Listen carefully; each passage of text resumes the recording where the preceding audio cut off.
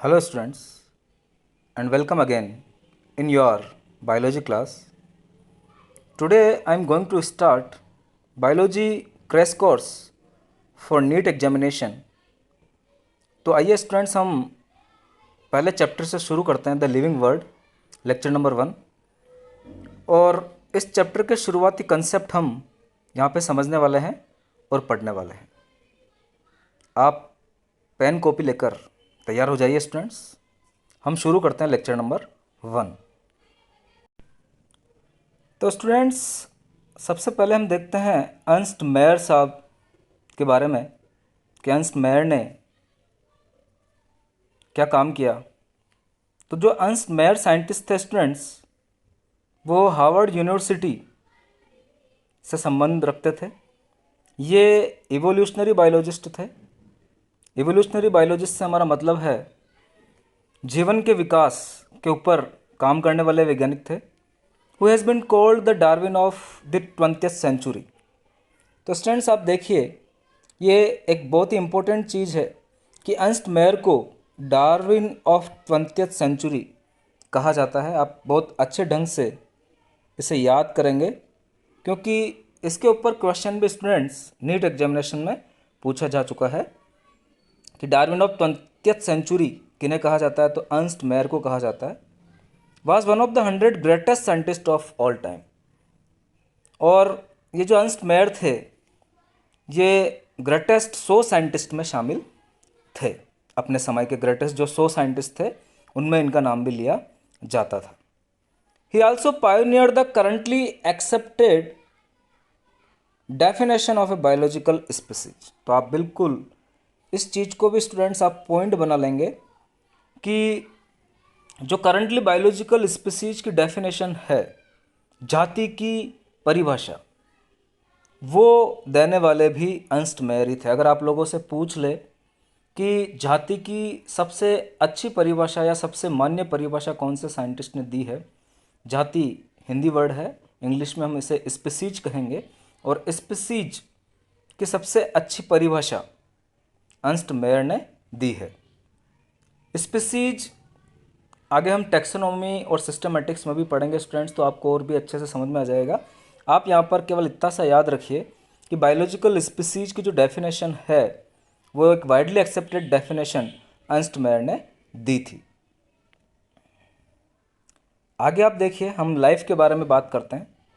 Life is a unique complex organisation of molecules. Life की अगर हम बात करें तो लाइफ एक बहुत ही अद्भुत जटिल ऑर्गेनाइजेशन है मॉलिक्यूल्स का, एक्सप्रेसिंग थ्रू केमिकल रिएक्शंस। और ये सारे जो मॉलिक्यूल्स केमिकल रिएक्शंस के द्वारा आपस में जुड़ते हैं, यानी आपस में केमिकल रिएक्शंस करेंगे विच लीड टू ग्रोथ। और इसकी वजह से लाइफ में growth, development, responsiveness, adaptation and reproduction की प्रोसेसेस चलेगी।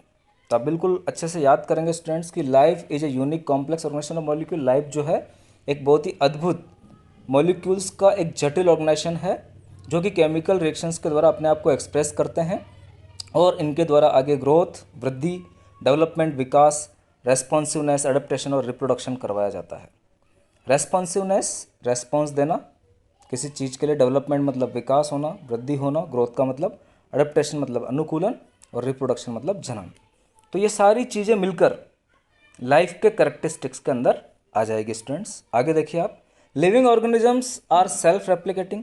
जो लिविंग ऑर्गेनिजम्स होते हैं वो सेल्फ रेप्लिकेटिंग करेक्टर रखते हैं। सेल्फ रेप्लिकेटिंग से हमारा मतलब है स्वयं की प्रतिकृति बनाना या स्वयं की जेरोक्स कॉपी बनाना। तो हम जानते हैं स्टूडेंट्स डीएनए के बारे में, और डीएनए के अंदर सेल्फ रेप्लिकेशन की ताकत होती है।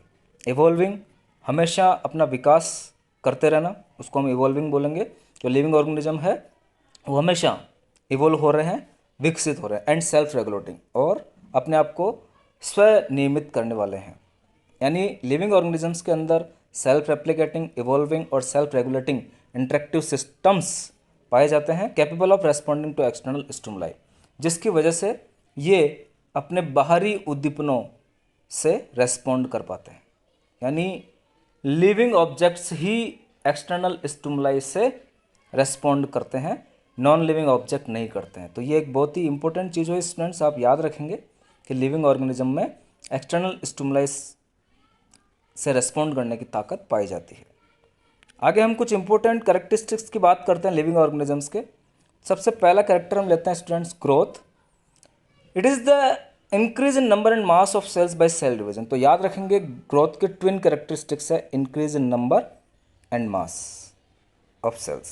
तो याद रखेंगे increase in number and mass of cells by cell division. Cell division के द्वारा इंक्रीज इन नंबर में बढ़ना और सेल का मास बढ़ना, इसे हम ग्रोथ कहेंगे। तो आप याद रखेंगे ग्रोथ के ट्विन कैरेक्टरिस्टिक्स हो गए इंक्रीज इन नंबर और मास ऑफ सेल्स। आगे आप देखिए, in plants growth occurs continuously through out their life span. Plants के अंदर ग्रोथ जो है वो कंटिन्यूसली उनके जीवन अवधि में होती रहती है, उनके संपूर्ण जीवन अवधि में या उनके संपूर्ण लाइफ स्पान में ग्रोथ होती रहेगी। लेकिन एनिमल्स की बात करें स्टूडेंट्स, तो growth is only up to a certain age. Animal के अंदर जो ग्रोथ होती है वो एक निश्चित एज तक या एक निश्चित आयु तक ही होती है। लाइफ स्पान से हमारा यहाँ पे मतलब है the time period between the birth to till the natural death, यानी बर्थ से लेकर नेचुरल डेथ के बीच का जो टाइम पीरियड है उसे हम लाइफ स्पान कहेंगे। तो प्लांट्स के अंदर कंटिन्यूसली ग्रोथ पाई जाएगी, लेकिन एनिमल्स के अंदर एक सर्टेन एज तक की ग्रोथ होगी। However cell division occurs to replace loss cells. फिर भी इनके अंदर सेल डिवीजन चलता है जो कि लॉस सेल्स को रिप्लेस करने का काम करेगा, यानी खोई हुई कोशिकाओं को वापस उत्पन्न करने का काम सेल डिवीजन के द्वारा किया जाएगा। Non living objects grow by accumulation of material increase in mass on the surface. Non living object में भी ग्रोथ पाई जाती है स्टूडेंट्स, लेकिन ये ग्रोथ जो होती है वो एक्सटर्नल होती है, और इस ग्रोथ से हमारा तात्पर्य है एक्यूमुलेशन ऑफ मटेरियल के इकट्ठा होने से है उनकी सरफेस के ऊपर, जिसकी वजह से उस नॉन लिविंग ऑब्जेक्ट की ग्रोथ होगी या उसका मास बढ़ेगा, उसका द्रव्यमान बढ़ेगा। आगे आप देखिए, in living organisms growth is from inside. लेकिन लिविंग ऑर्गेनिज्म में यही ग्रोथ स्टूडेंट्स आंतरिक रूप से होती है, इनसाइड होती है। याद रखेंगे आप, नॉन लिविंग ऑब्जेक्ट और लिविंग ऑब्जेक्ट के ग्रोथ में जो फ़र्क है वो यहाँ पर आपको पता चल रहा है। नॉन लिविंग ऑब्जेक्ट में ग्रोथ जो होती है वो आउटसाइड होती है या सरफेशियल पाई जाएगी, और नॉन लिविंग जो ऑब्जेक्ट है उनके अंदर जो ग्रोथ होगी वो इनसाइड ग्रोथ होगी या इंटरनल होगी। So growth can not be taken as a defining property of living organism. इस प्रकार से ग्रोथ को हम एक लिविंग ऑर्गेनिज्म की डिफाइनिंग प्रॉपर्टी नहीं मान सकते। क्यों नहीं मान सकते? क्योंकि ग्रोथ जो है वो नॉन लिविंग ऑब्जेक्ट्स में भी दिखाई दे रही है। डिफाइनिंग प्रॉपर्टी से हमारा मतलब है ऐसी प्रॉपर्टी जो केवल और केवल लिविंग ऑर्गेनिज्म के अंदर ही हमें दिखाई दे, मिले, यूनिवर्सली वो लिविंग ऑर्गेनिज्म के अंदर ही हो, तो उस प्रॉपर्टी को हम डिफाइनिंग प्रॉपर्टी बोलेंगे। ग्रोथ को यहाँ पर हम डिफाइनिंग प्रॉपर्टी नहीं कह सकते, क्योंकि नॉन लिविंग ऑब्जेक्ट भी ग्रोथ को शो कर रहे हैं। आगे हम सेकंड रिप्रोडक्शन की बात करते हैं स्टूडेंट्स, जनन की बात करते हैं, प्रजनन की बात करते हैं। It is the production of progeny having features similar to those of parents. यानी रिप्रोडक्शन की आपकी परिभाषा हो जाएगी, it is the production of progeny, संतान की उत्पत्ति, और ऐसे संतान की उत्पत्ति जो कि अपने पेरेंट्स के सिमिलर फीचर्स रखती है या पेरेंट्स के सिमिलर लक्षण रखती है, उसे हम रिप्रोडक्शन कहेंगे, यानी पेरेंट्स के द्वारा प्रोजेनी की उत्पत्ति। Organisms reproduce asexually and sexually. आप लोगों को पता ही है ऑर्गेनिज्म जो है वो दो प्रकार के रिप्रोडक्शन करते हैं, एक तो एसेक्सुअली और एक सेक्सुअली। अलैंगिक जनन और लैंगिक जनन। एसेक्सुअली मीन्स अलैंगिक जनन और सेक्सुअली मीन्स लैंगिक जनन, आप लोगों ने हिंदी में पढ़ा होगा। Fungi multiply and spread easily due to the millions of asexual spores. अगर हम कवकों की बात करें, फंजाई की बात करें, तो फंजाई के अंदर जो मल्टीप्लिकेशन होता है स्टूडेंट्स वो स्पोर्स के द्वारा होता है, और इनके मिलियंस ऑफ स्पोर्स जो है वो स्प्रेड होते हैं और इनके द्वारा फंजाई जो है वो मल्टीप्लिकेशन करते हैं। इन लोअर ऑर्गेनिज्म लाइक यीस्ट, और भी हम निम्न कैटेगरी के ऑर्गेनिज्म यीस्ट और हाइड्रा की बात करें स्टूडेंट्स, तो इनमें बडिंग दिखाई देगी। स्पॉन्जेज में भी बडिंग पाई जाती है स्टूडेंट्स, उनके अंदर इंटरनल बड बनती है जिन्हें हम जेम्यूल्स बोलेंगे, 12th क्लास में आप पढ़ने वाले हो। We observe budding in yeast and hydra, याद रखेंगे आप। आगे हम प्लेनेरिया की बात करें स्टूडेंट्स, इन प्लेनेरिया जो कि एक फ्लैट वॉर्म चपटाक्रमी है, वी ऑब्जर्व ट्रू रीजनरेशन। इनके अंदर ट्रू रीजनरेशन या पुनरुद्भवन पाया जाता है, यानी आप प्लेनेरिया को बहुत सारे फ्रेगमेंट्स में तोड़ दो, हर फ्रेगमेंट जो है एक नया प्लेनेरिया बना लेता है। That is a fragmented organism regenerates that lost part of its body and becomes, यानी एक फ्रेगमेंटेड ऑर्गेनिज्म जो है अपनी बॉडी के खोए भागों को वापस रीजनरेट कर सकता है और बिकम्स ए न्यू ऑर्गेनिज्म, और नए ऑर्गेनिज्म में बदल जाता है। The fungi, the filamentous algae, the protonema of mosses. Mosses जो छोटे छोटे प्लांट्स होते हैं, चट्टानों पर लगते हैं, उनके जो प्राइमरी स्टेजेस होती है उसे हम प्रोटोनिमा बोलेंगे। तो ये सारे के सारे fungi, filamentous algae, protonema of mosses, ये फ्रेगमेंटेशन के द्वारा मल्टीप्लिकेशन करते हैं या विखंडन के द्वारा मल्टीप्लिकेशन करते हैं। तो एग्जांपल्स बहुत इंपॉर्टेंट है स्टूडेंट्स, यहाँ पे आप याद रखेंगे कि फ्रेगमेंटेशन किन किन के अंदर मिलता है। आप लोगों ने 10th क्लास में स्पाइरोगायरा के अंदर फ्रेगमेंटेशन देखा है, वो ये वही फ्रेगमेंटेशन है स्टूडेंट्स। यहाँ पर फंजाई, फिलामेंटस एल्गी और प्रोटोनिमा ऑफ मॉसेस में हम फ्रेगमेंटेशन की बात करेंगे। आगे आप देखिए, growth is the increase in cell number of और मास। पहले भी हम पढ़ चुके हैं, ग्रोथ का मतलब है सेल की नंबर में और मास में बढ़ना। Hence in unicellular organisms growth and reproduction are same. Unicellular organism में ग्रोथ और रिप्रोडक्शन जो है वो सेम थिंग हो जाएगी स्टूडेंट्स। बिल्कुल आप यहाँ से अच्छे से इसे देखेंगे, याद करेंगे। आगे आप देखिए, मैनी ऑर्गेनिजम्स डोंट रिप्रोड्यूस। बहुत सारे जो ऑर्गेनिजम्स है वो रिप्रोडक्शन में पार्टिसिपेट नहीं करते हैं, जैसे कि म्यूल्स, खच्चर की हम बात करेंगे, worker honey bee, infertile human couples. ऐसे बहुत सारे ह्यूमन कपल्स होते हैं जो इनफर्टाइल होते हैं, शादी के 4-5 सालों के बाद भी उन्हें संतान की प्राप्ति नहीं होती है, तो ऐसे ह्यूमन कपल इनफर्टाइल कहे जाएंगे। Hence reproduction is not a perfect defining characteristics of living organism. इस प्रकार से रिप्रोडक्शन को भी हम एक परफेक्ट डिफाइनिंग प्रॉपर्टी नहीं मानेंगे। आगे हम तीसरा फीचर देखते हैं स्टूडेंट्स, मेटाबॉलिज्म, जिसका मतलब होता है उपापचय हिंदी में। In the sum total of all biochemical reaction taking place inside a living system. एक लिविंग सिस्टम के अंदर जितनी भी बायोकेमिकल रिएक्शन चल रही है स्टूडेंट्स, उसे ही मिलाकर हम मेटाबॉलिज्म कहेंगे। Metabolic reactions can be demonstrate outside the body in cell free system. जो मेटाबॉलिक रिएक्शंस हैं उन्हें हम बाहरी सेल फ्री सिस्टम में भी डेमोन्स्ट्रेट कर सकते हैं। Isolated metabolic reactions in vitro are not living things. जो आइसोलेटेड मेटाबॉलिक रिएक्शंस है जिनको हम इन विट्रो परफॉर्म करवा रहे हैं, इन विट्रो से हमारा मतलब है ऐसी कोई भी रिएक्शन जो कि परख नली या टेस्ट ट्यूब में लेबोरेटरी कंडीशन में परफॉर्म करवाई जाएगी, उसे हम इन विट्रो कंडीशन कहेंगे। तो जो आइसोलेटेड मेटाबॉलिक रिएक्शंस है स्टूडेंट्स, वो इन विट्रो परफॉर्म करवाई जा रही है, उनको हम लिविंग थिंग्स नहीं मानेंगे, लेकिन ये रिएक्शंस जो होगी वो लिविंग रिएक्शंस कही जाएगी। मेटाबॉलिज्म दो भागों से मिलकर बना हुआ होता है स्टूडेंट्स, आप लोगों को पता ही है कि मेटाबॉलिज्म से हमारा मतलब हो गया, एक तो इसके अंदर आएगा एनाबॉलिज्म और एक इसके अंदर आएगा students catabolism.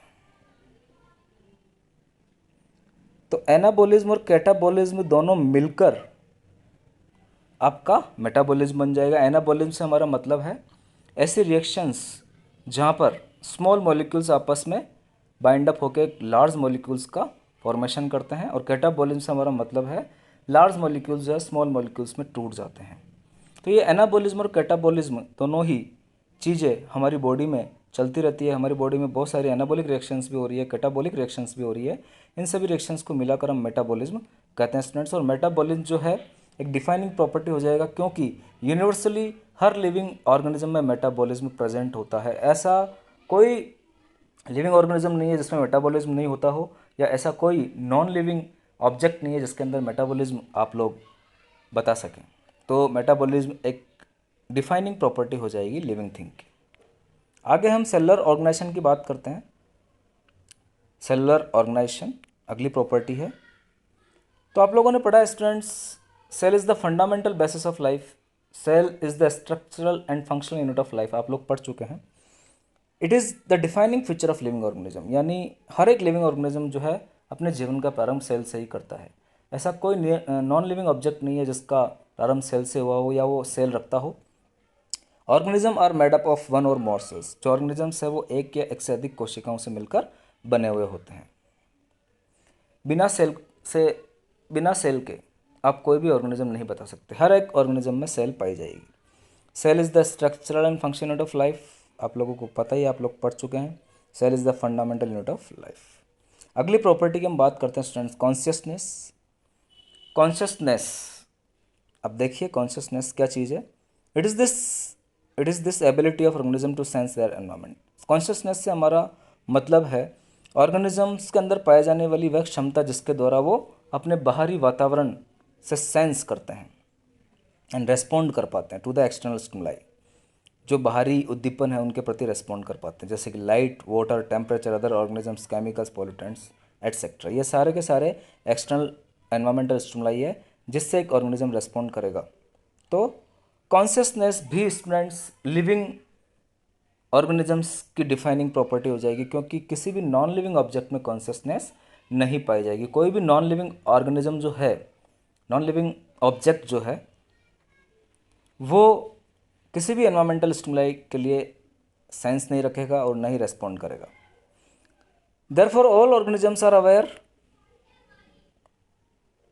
Of their surrounding. सारे के सारे जो ऑर्गेनिजम्स है वो अपने सराउंडिंग से अवेयर रहेंगे, जागरूक रहेंगे। So it is the defining property of living organism. Human is the only organism having self consciousness. एक इंपॉर्टेंट थिंग यहाँ पर आई है स्टूडेंट्स, केवल और केवल ह्यूमन के अंदर ही सेल्फ कॉन्शियसनेस पाई जाती है या आत्मचिंतन पाया जाएगा। इसका मतलब ये है कि ह्यूमन बीइंग हमेशा ये सोचेगा कि मैं जो कर रहा हूँ वो सही है या गलत है, या मेरे कार्य का दूसरा व्यक्ति क्या अंदाज़ा लगाएगा, या मेरे बारे में दूसरा व्यक्ति क्या सोचेगा, वो इसकी चिंता करेगा। इसे ही हम सेल्फ कॉन्शियसनेस कहेंगे, स्वचेतना कह सकते हैं या आत्मचिंतन हम कह सकते हैं। तो ये गुण जो है स्टूडेंट्स केवल और केवल ह्यूमन बीइंग में ही पाया जाएगा। आगे आप देखिए, हम कुछ प्रैक्टिस क्वेश्चन लेते हैं नीट एग्जामिनेशन के पर्पस से। ऊपर जो हमने थ्योरी पढ़ी है उसी पे बेस्ड क्वेश्चन है स्टूडेंट्स कि नीट में किस प्रकार के क्वेश्चन आपसे पूछे जाएंगे। आप देखिए, who is known as the Darwin of the 20th century. तो हमने पढ़ा स्टूडेंट्स ऊपर थ्योरी में, अर्नस्ट मेयर को Darwin of the 20th century कहा जाता है। आप बिल्कुल इसे राइट डाउन करेंगे। सेकंड क्वेश्चन देखिए, twin characteristics of growth are. तो ग्रोथ के ट्विन कैरेक्टरिस्टिक्स हो जाएंगे increase in mass, increase in number, दोनों हो जाएंगे स्टूडेंट्स। तो करेक्ट ऑप्शन हो जाएगा आपका both A and B. Growth in living organism, living organism के अंदर जो ग्रोथ होती है वो इनसाइड ग्रोथ होती है, इंटरनल ग्रोथ होती है स्टूडेंट्स, हमने पढ़ा है। तो आंसर आपका हो जाएगा is from inside, B. Which of the following does not grow. इनमें से कौन ग्रोथ नहीं करेगा। अमीबा करेगा, यीस्ट करता है, प्लेनेरिया करेगा, डेड बॉडी ग्रोथ नहीं करती है। Growth can not be taken as a defining property of living organism because all living organism don't show growth. Non living things also grow from inside, non living things also grow. तो student इसका answer हो जाएगा कि non living things भी growth दर्शाती है। Question number 6 की हम बात करते हैं, select the total number from the following organism that multiplies by budding. तो स्टूडेंट्स हमने देखा है हाइड्रा जो है वो बडिंग करता है, स्पॉन्जेस के अंदर इंटरनल बड मिलती है और यीस्ट के अंदर भी बडिंग मिलती है। तो स्टूडेंट्स आपका ऑप्शन हो जाएगा 3। For which organism the growth is synonymous with reproduction. Growth और रिप्रोडक्शन सिनोनिमस कौन से ऑर्गेनिज्म में हो जाएंगे स्टूडेंट्स। तो आप देखिए, यूनिसेलुलर एल्गी, अमीबा और बैक्टीरिया, ऑल ऑफ दीज, सभी में सभी के सभी यूनिसेलुलर है स्टूडेंट्स। तो जो ग्रोथ और रिप्रोडक्शन है यहाँ पर सिनोनिमस हो जाएंगे, एक दूसरे के पर्यायवाची हो जाएंगे। विच of the following multiply through fragmentation.